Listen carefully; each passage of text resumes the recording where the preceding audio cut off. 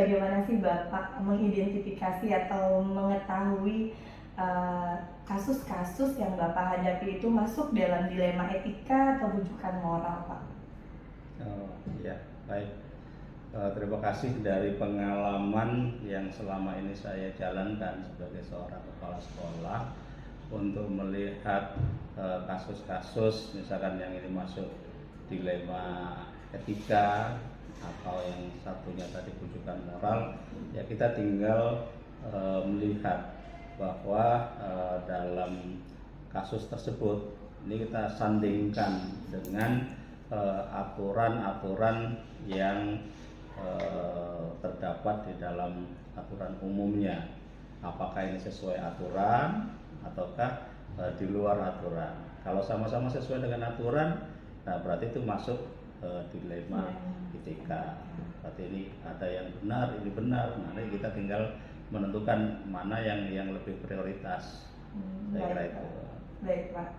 Selanjutnya, selama ini bagaimana Bapak menjalankan pengambilan keputusan di sekolah Bapak ini? Terutama kasus-kasus di mana ada dua kepentingan yang sama-sama benar atau sama-sama mengandung nilai kebajikan. Seperti tadi Bapak bilang kan di masalah yang ternyata sama-sama benar, sudah teridentifikasi atau sudah diketahui, lalu bagaimana Bapak menjalankan pengambilan keputusannya, Pak? Ya.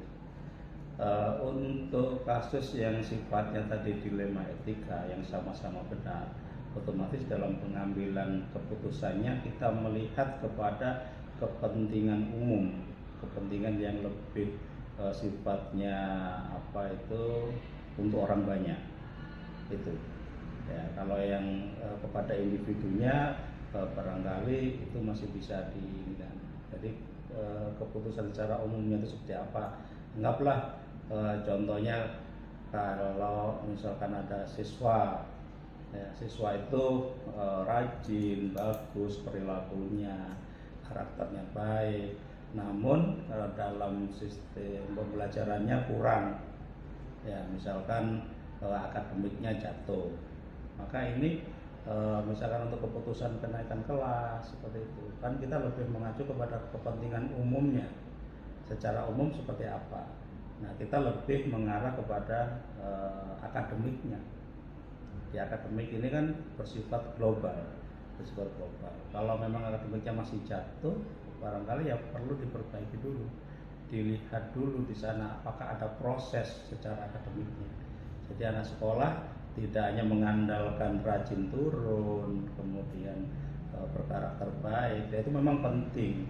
Tetapi ada juga sisi yang lain, akademik itu juga menjadi perhatian utama. Gitu. Jadi tetap sesuai dengan aturannya, Pak, ya? Iya, kan ada aturan kenaikan kelas kayak gitu kan ada. Pak. Kemudian langkah-langkah atau prosedur apa yang Bapak lakukan selama ini? Apakah mungkin prosedur Bapak dalam menangani kasus-kasus begini dibantu mungkin oleh orang lain atau Bapak melakukan sendiri, atau ada waktu-waktu tertentu mungkin Bapak melakukannya gitu, atau menyelesaikan setiap kali persoalan atau kasus itu Bapak hadapi? Ya, biasanya sih lebih banyak untuk hal-hal yang seperti itu kan dipecahkan di dalam forum rapat satuan pendidikan, ya, khususnya misalkan kayak proses kenaikan kelas itu kan selalu diputuskan di forum rapat. Otomatis semua dari dewan guru, semua yang ada di situ punya hak bicara, punya pendapat masing-masing kayak gitu. Nah nanti kita ambil suara terbanyak yang tentunya juga harus melalui koridor aturan yang tepat kayak gitu. Tidak serta-merta karena ini kemauan orang banyak kemudian diluluskan semua. Kalau itu memang melanggar dari aturan kesepakatan umum ya tidak boleh. Jadi lebih cenderung sifatnya bermusyawarah. Iya, melakukan musyawarah, Pak, ya. Jadi pengambilan keputusan tidak saklek aturan dan Bapak memutuskan sendiri, tapi memang mengikuti aturan tapi lewat musyawarah bersama. Baik, Pak. Kemudian apa saja sih yang selama ini menjadi tantangan Bapak dalam mengambil keputusan? Pada kasus-kasus, tentunya kasus-kasus dilema etika tadi, Pak. Ya.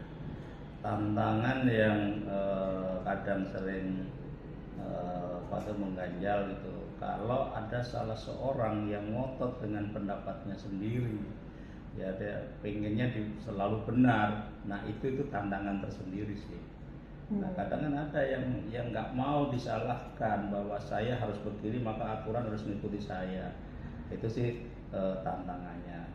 Dan ini memang perlu disadarkan orang-orang yang semacam ini tidak boleh kita langsung ngalah terus mengikuti apa kemauannya seperti itu. Ada guru itu misalkan berpendapat bahwa kalau anak itu tidak membunuh guru maka dia tetap wajib naik kelas. Ada yang punya keyakinan seperti itu.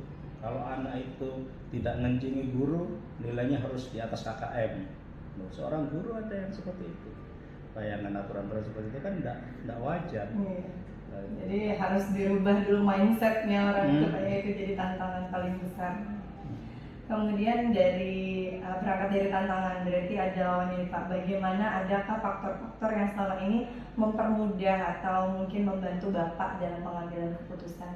Oh iya, tentunya banyak faktor-faktor yang mempermudah. Kita kan dalam satu organisasi ini banyak orang-orangnya, sehingga semua tidak hanya diputuskan oleh kepala sekolah, tapi ada. Kemudian langkah-langkah atau prosedur apa yang Bapak lakukan selama ini? Apakah mungkin prosedur Bapak dalam menangani kasus-kasus begini dibantu mungkin oleh orang lain atau Bapak melakukan sendiri atau ada waktu-waktu tertentu mungkin Bapak melakukannya gitu atau menyelesaikan setiap kali persoalan atau kasus itu Bapak hadapi? Ya, biasanya sih lebih banyak untuk hal-hal yang seperti itu kan dipecahkan di dalam forum rapat satuan pendidikan. Khususnya misalkan kayak proses kenaikan kelas itu kan selalu diputuskan di forum rapat. Otomatis semua dari dewan guru semua yang ada di situ punya hak bicara, punya pendapat masing-masing kayak gitu. Nah nanti kita ambil suara terbanyak yang tentunya juga harus melalui koridor aturan yang tepat kayak gitu. Tidak serta-merta karena ini kemauan orang banyak kemudian diluluskan semua. Kalau itu memang melanggar dari aturan kesepakatan umum ya tidak boleh. Jadi lebih cenderung sifatnya bermusyawarah. Iya, melakukan musyawarah Pak ya, jadi pengambilan keputusan tidak saklek aturan dan Bapak memutuskan sendiri, tapi memang mengikuti aturan tapi lewat musyawarah bersama. Baik Pak, kemudian apa saja sih yang selama ini menjadi tantangan Bapak dalam mengambil keputusan? Ada kasus-kasus, tentunya kasus-kasus dilema etika tadi Pak. Ya.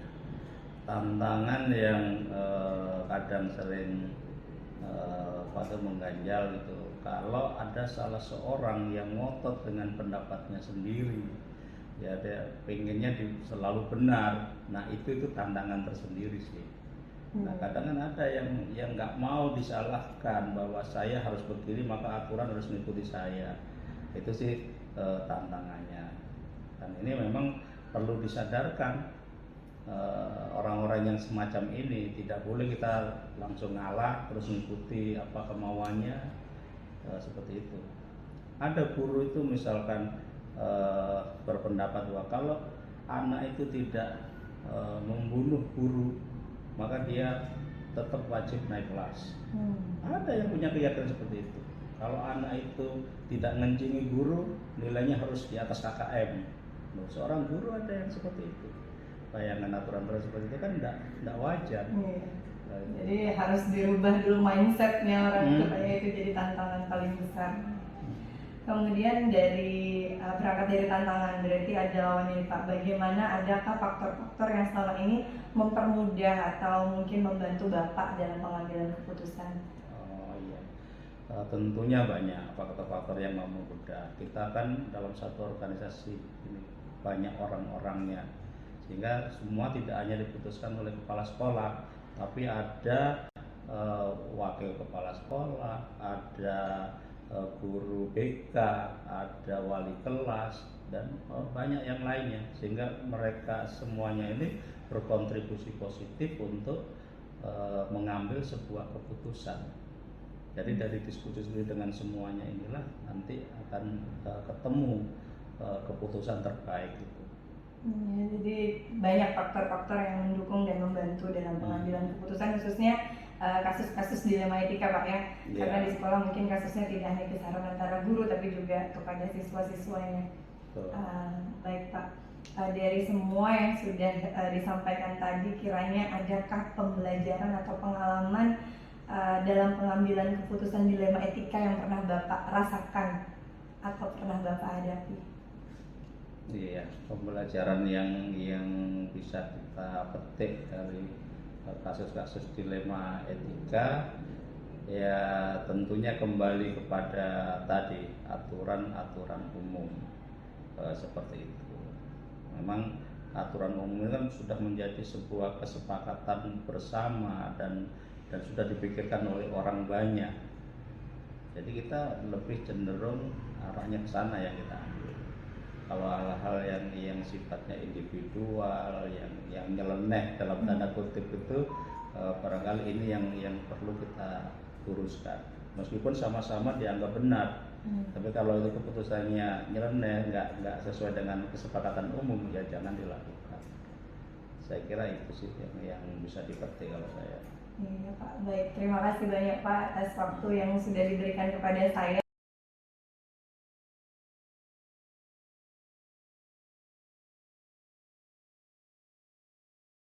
Sebetulnya ini saya ingin menanyakan ke Bapak tentang beberapa hal terkait dengan pengambilan keputusan selama Bapak menjabat sebagai kepala sekolah.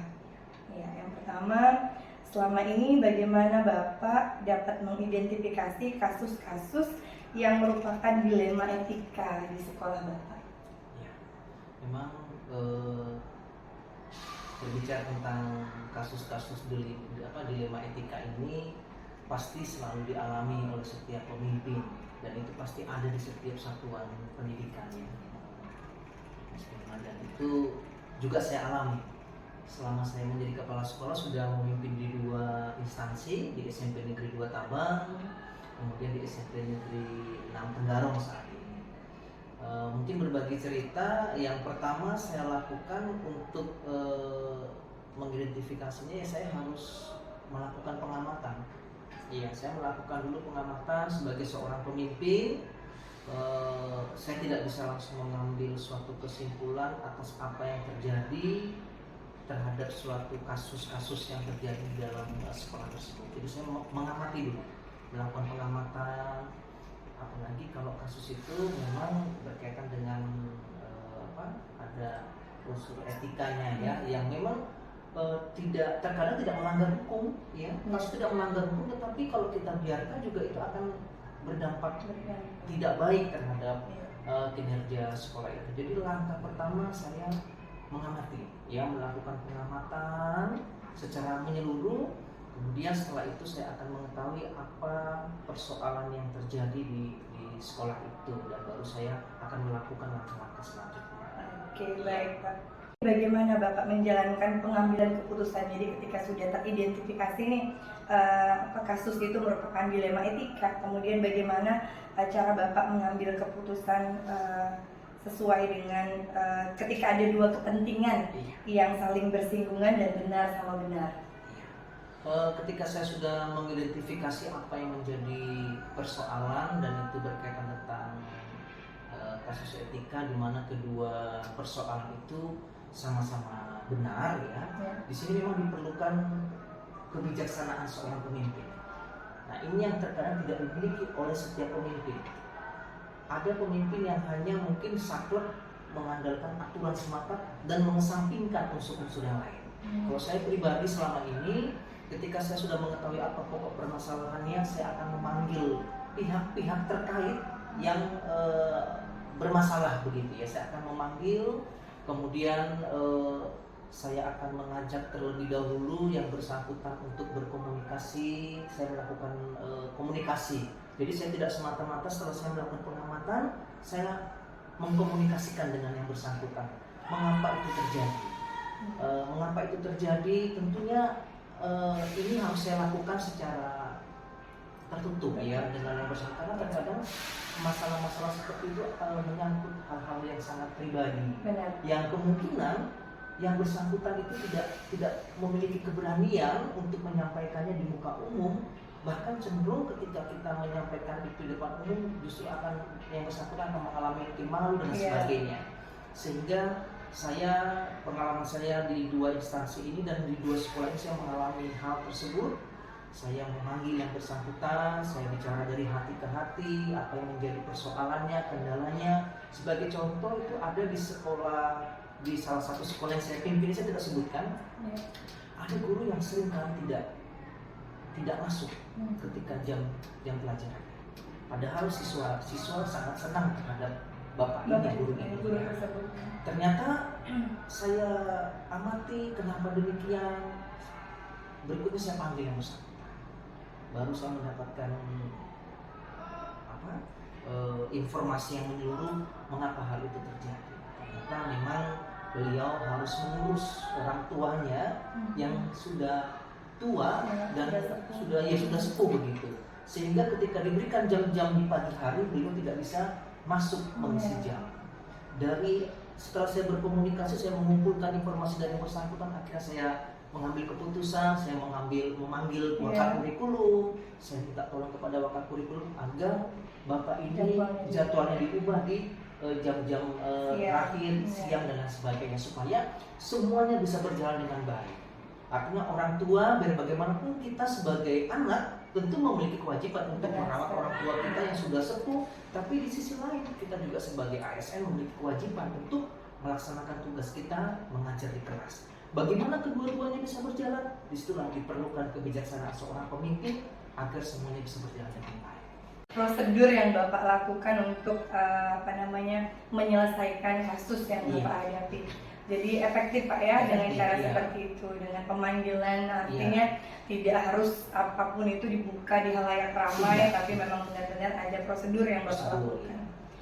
Luar biasa Pak, keren sekali. Kemudian berarti tidak perlu berjadwal Pak ya, Bapak ketika punya kasus atau menghadapi kasus nggak perlu nih dijadwal, oh saya hanya akan bisa menyelesaikan kasus ini ada waktu-waktu tertentu, tapi memang situasional, tapi dengan prosedur yang Bapak sampaikan tadi. Yang terakhir, jadi dari semua pengalaman Bapak, pengambilan keputusan yang Bapak lakukan setiap kasus yang Bapak hadapi di sekolah, ada tidak Pak pembelajaran yang Bapak bisa petik dan share ke saya gitu tentang bagaimana mengambil keputusan dan menghadapi kasus-kasus seperti itu di sekolah? Ya. Jadi pembelajaran saya dapat Mbak Purna, bagi rekan-rekan semuanya juga mungkin yang saat ini sedang berproses di Hulu Penggerak yang nantinya akan menjadi pemimpin pembelajaran di sekolah, bahwa pemimpin itu bukanlah seorang bos. Pemimpin itu adalah seorang pelayan. Pemimpin itu harus bijaksana. Benar memang ada aturan-aturan, ada ketentuan-ketentuan, tetapi ingat seorang pemimpin juga harus memiliki kompetensi bahwa dia memiliki kepribadian, kemudian nilai sosial. Artinya ketika nanti mungkin Mbak Purna menjadi seorang pemimpin, haruslah menjadi pemimpin yang bijaksana. Setiap persoalan, setiap kasus pasti akan datang, pasti. Dimanapun kita berada, pasti akan selalu ada persoalan-persoalan itu. Bijaksana, amati, ambil keputusan dengan bijaksana, bukan dengan emosi, bukan dengan istilahnya mau kasar-kasaran lah ya, kalau mau ayo, kalau tidak sudah, bukan begitu. Jadi kita harus juga menempatkan diri kita bagaimana kalau kita berada di posisi orang yang mungkin sedang bermasalah tersebut. Ketika itu memang bisa kita damaikan, kita upayakan.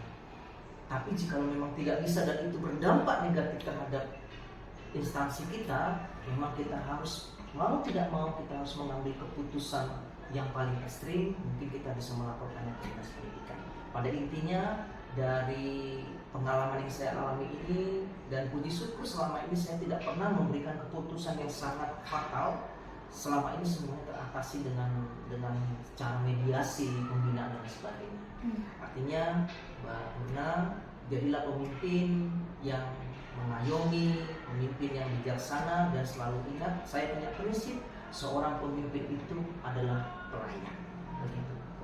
Luar biasa sekali Pak. Aduh, terima kasih banyak sudah mau menjawab pertanyaan saya, berbagi pengalaman yang luar biasa terhadap saya.